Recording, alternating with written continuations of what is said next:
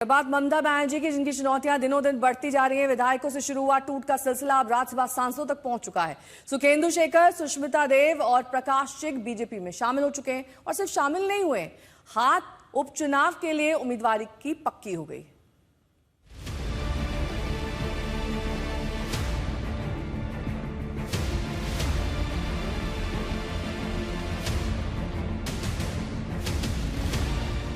पहले विधायक टूटे, फिर 20 सांसद छूटे, पार्टी में अंदरूनी कलह बढ़ी, मुश्किलों से जूझ रही ममता बनर्जी की चुनौती और बढ़ रही है। क्योंकि महीने भर पहले जिन 3 राज्यसभा सांसदों ने तृणमूल कांग्रेस का साथ छोड़ा, वो एक दिन पहले बीजेपी में शामिल हो गए और कुछ ही देर बाद ये तीनों बीजेपी की ओर से राज्यसभा उम्मीदवार बन गए। बीजेपी को इन तीनों नेताओं सुखेंदु शेखर रॉय, सुष्मिता देव और प्रकाश चिक बड़ाई की जीत का पूरा भरोसा है। यानी उपचुनाव के बाद भी उच्च सदन में भेजे जाने वाले चेहरे वही रहने की उम्मीद है, बस उनकी पार्टी का रंग बदल चुका है। हमारे यहाँ हम कितना ज्यादा केंद्र विरोधी है, ये दिखाने के लिए कभी बंद, कभी हड़ताल, कभी जुलूस, कभी कुछ। ये हमारे बच्चे 3 जनरेशन बर्बाद हो गया बंगाल का, 3 जनरेशन बर्बाद हो गया। जिनके पास कुछ उनका अपॉर्चुनिटी था, वो बंगाल से भाग के बाहर चले गए। ये वृद्धाश्रम बन गए हमारा सारे राज्य। एक पार्टी एक टाइम कुछ दिन के लिए थोड़ा अपोजिशन में चला आया,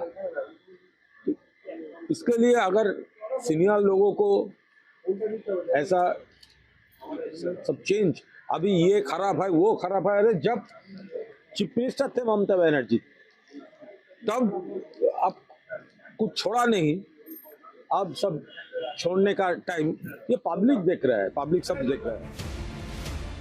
संसदीय नियमों के मुताबिक सुखेंदु शेखर रॉय और प्रकाश चिक बड़ाई का कार्यकाल सितंबर 2029 तक का था, जबकि सुष्मिता देव का कार्यकाल अप्रैल 2030 तक चलना था।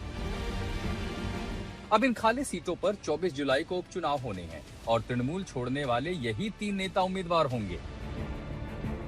उधर पश्चिम बंगाल विधानसभा के मौजूदा आंकड़ों को देखें तो नंबर गेम अब पूरी तरह से बीजेपी के पक्ष में झुका हुआ है। 294 सदस्यीय विधानसभा में बीजेपी के 208 विधायक हैं। 3 सीटों वाले इस उपचुनाव में किसी भी उम्मीदवार को जीतने के लिए लगभग 70 वोटों की जरूरत होगी। बीजेपी के पास विधायकों की संख्या इतनी ज्यादा है कि वो बिना किसी बाहरी समर्थन के अपने तीनों उम्मीदवारों को आसानी से 70, 69 और 69 वोट दिला सकती है। इस गणित के हिसाब से तीनों सीटों पर जीत पूरी तरह पक्की मानी जा रही है। साफ है, इस कदम से बीजेपी ने ममता बनर्जी को एक और बड़ा झटका दे दिया है। आज तक ब्यूरो।